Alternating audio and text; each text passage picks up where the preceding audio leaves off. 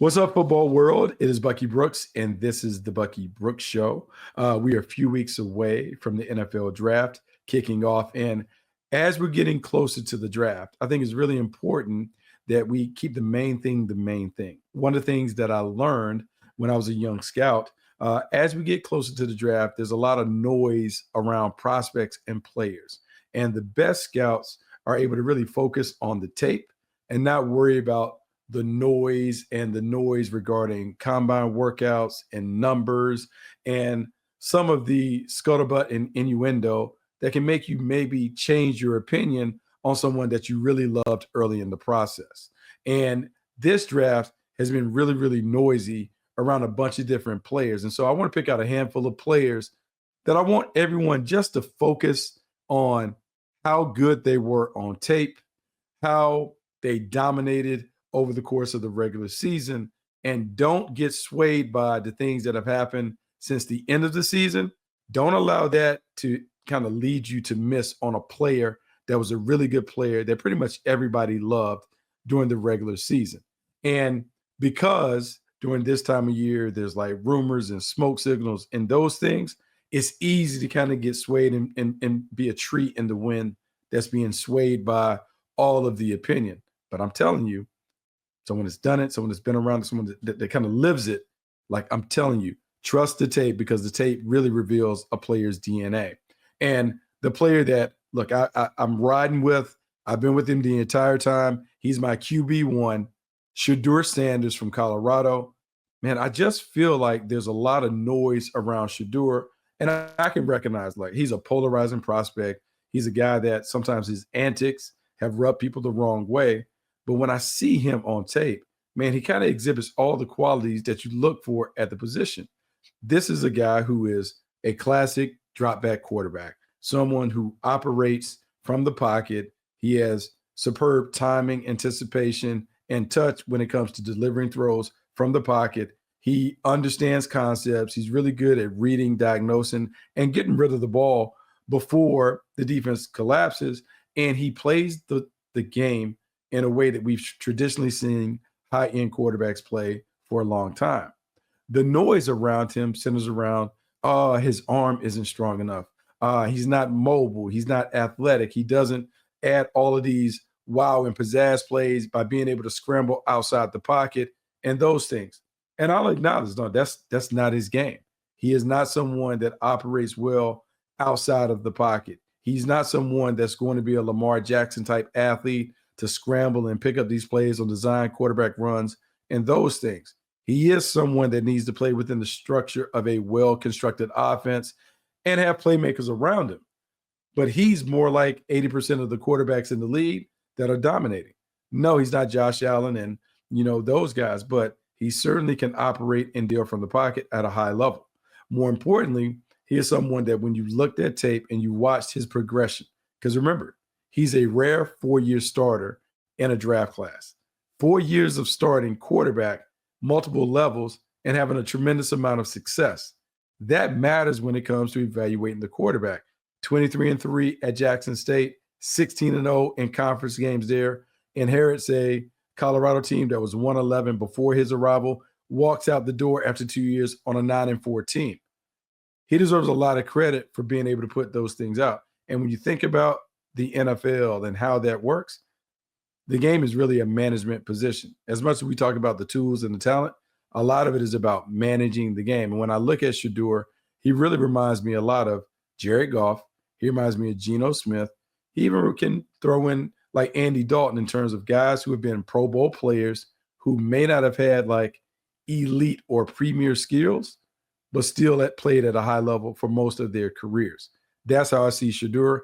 And that's why I'm going to continue to trust the tape. I believe this guy has the tools to be a really, really good quarterback for a long time. There's another player in this draft that, despite his success, despite the way that he's dominated competition, the way he's a splash playmaker on the inside, people are sleeping on Mason Graham for whatever reason. And I know we're at a time where mock drafts and those things, you kind of want to put the sexy prospect at a certain point because that generates buzz and conversation.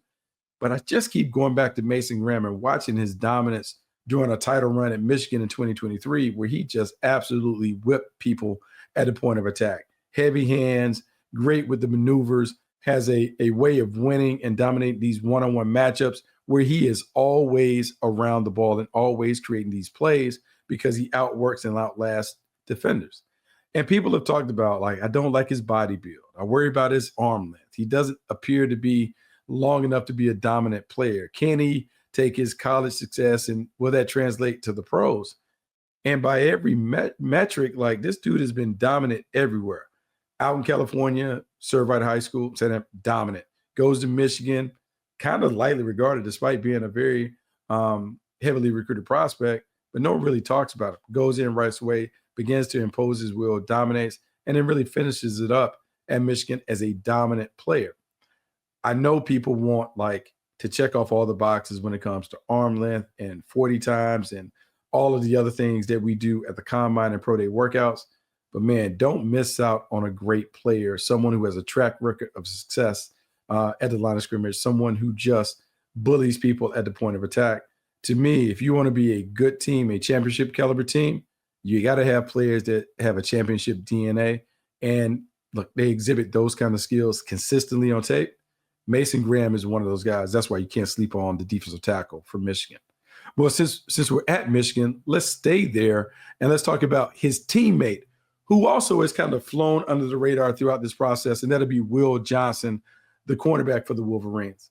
Will Johnson is someone, when I look at his skill set, he checks off all the boxes in terms of what you want in a high-end cornerback. He's tall, he's rangy, he is very disciplined with his technique. He has great eyes. He can play press, he can play off, he can play man, he can play zone. He really can do everything that you want to see. He makes plays on the ball consistently. He was defensive MVP in the game against Washington, the Huskies, when they won the national title. He's just a blue chip player. The things that frustrate you is he's been injured. He's been injured a ton, missed parts of this season, missed parts of the previous season, hasn't really worked out on the pro day circuit.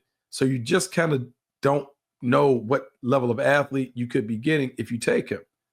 But on tape, there's not much that he can't do at the position. Rough, rugged, dependable, reliable. You can put him as the CB1 and trust him. He can play inside or outside. He has a lot of things to offer. Man, I just see him as a day one starter, someone that can come in and very similar to how Trent McDuffie has been able to kind of carve out a role as an all-pro player. I think he can do that. In fact, it kind of reminds me of the conversation that was around Derek Stingley when Derek Stingley was coming out of LSU. Everyone could appreciate the talent, but you didn't see it that final season. To me, I'm trusting the tape. Will Johnson is terrific. He has a lot of great traits that typically leads to a lot of success for the position. That's why, man, I'm riding with the Michigan standout on the perimeter. To me, he's too good to pass up. Let's talk about in the trenches at the line of scrimmage on offense. Everyone's talking about all these offensive tackles and Will Campbell and all these other guys. But I'm telling you, Kelvin Banks from Texas is someone that when I watch the tape, I'm just so impressed with the movement skills, the balance, the body control, how he syncs his hands with his footwork, just never looks like he's out of pocket when it comes to the way that he shadow boxes guys on the edges. He's effective in space, does a really good job of, in the run game, boxing out people, shielding out, not necessarily an overwhelming bully at the point of attack that prefers mauling and brawling, but he is a very effective position blocker. So if you put him in a zone scheme, he's going to excel.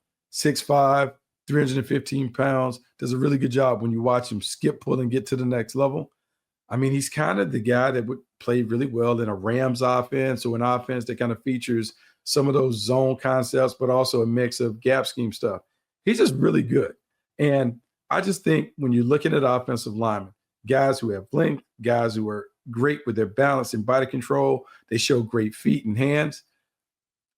You just can't go wrong with those guys. And I know we would love to see him have a little more gunpowder in his game, have a little more feistiness. To me, though, he's so athletic and so good at being able to just hold on, hold down inside and protection. I'm going to go with him. Kelvin Banks from Texas, to me, is a can't miss. I'm going to go with him all day, every day. How about out wide at wide receiver, Luther Burden from Missouri?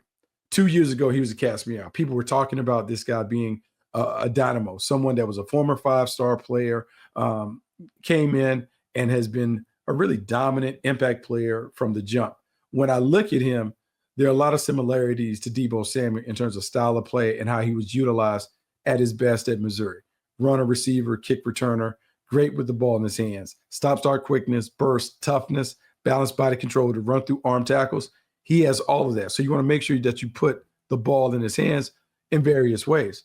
But as a route runner, I think this dude has an opportunity to be really terrific in the slot.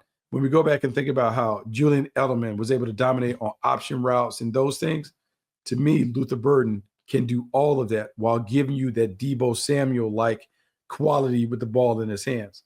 As we're looking for more playmakers in the National Football League, I think you got to look at the Missouri standout. He's fast enough. He's big. He's talented. He's physical. 4.41 in the 40. Tremendous explosiveness that he displayed throughout drills. And then just a really polished route runner. Even though the production was down this year, I would say that's likely due to quarterback play. Luther Burden plays like a first-round talent. And at some point, we got to ignore the numbers and look at the tape. When you look at the tape, Luther Burden is one of the top 5 receivers in this class and a guy that could be in the conversation as a bottom of the first-round talent for a team that's looking for a playmaker at the position.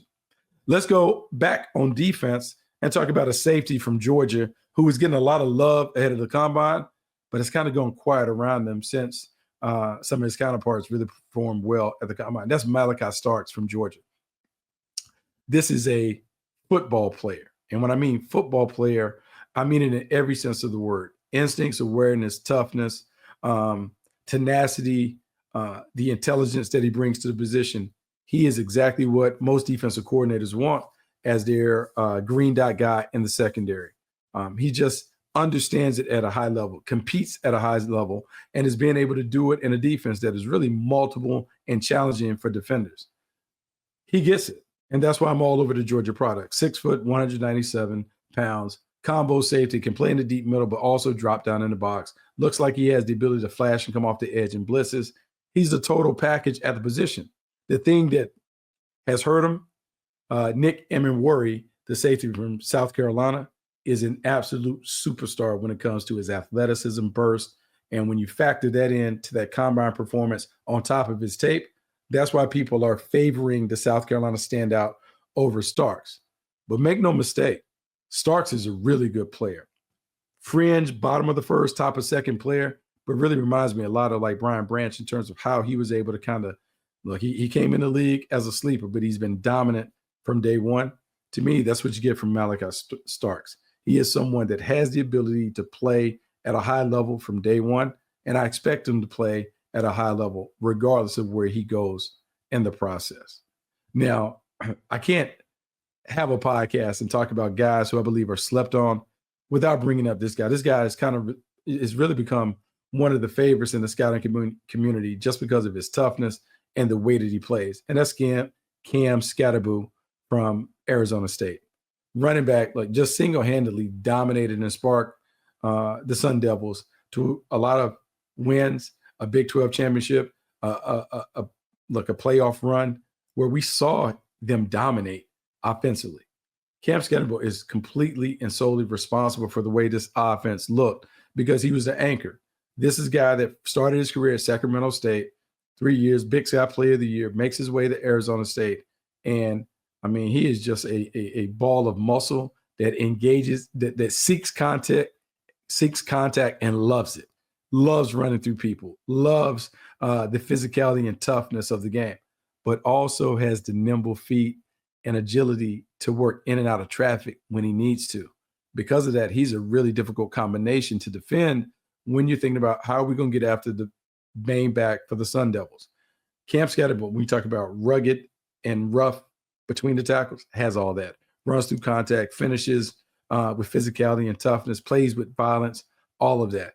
3 down back, does it on first down, second down as a runner, but also can catch the ball out the backfield. And if you want him to do more than catch the ball out the backfield, he's a wildcat weapon, someone that has been able to really take the wildcat snap, find ways to score points in a few different ways. He's everything. When I look at how he could be utilized, he does have some RB1 qualities that you want to tap into. But if he's part of a rotational backfield where he can kind of come in and out and do a bunch of different things, it's very similar. And this is an old reference. I understand that. But Peyton Hillis that came out of Arkansas, Skattebo is different, but you remember the cultural phenomenon that Hillis was when he was on the Madden cover for the Browns and those things. It's kind of how I see Cam Skattebo. People love watching him play. They love how physical he plays. And what I love is the competitive stamina to anchor it, to hold it down, to be a guy that can handle 20 plus carries weekly. Is rare to see that. But as the NFL is enjoying this running back renaissance, Cam Skattebo should be a guy that extends the run and kind of makes it cool to be a running back all over again. So as we're looking at the draft and we're thinking about all the players that can have opportunities, but a lot of success, is really, really important that you keep the main thing the main thing. And the main thing is, what did you think about them after you watched the tape? How did you feel about them when you saw them with their pads on playing the game? I know the combine and workouts are one thing, but the main thing is how they play and how they perform when they were playing real games. To me, the guys that we talked about, they're the ones that you can trust. Don't overthink it. Trust the tape. That's why I love each and every one of these guys that I outlined. Until next time, I'm Bucky Brooks. As we're getting closer to the draft, I'm going to deliver more draft content. Make sure you come back. Check out all the cool things that we're doing at Believe.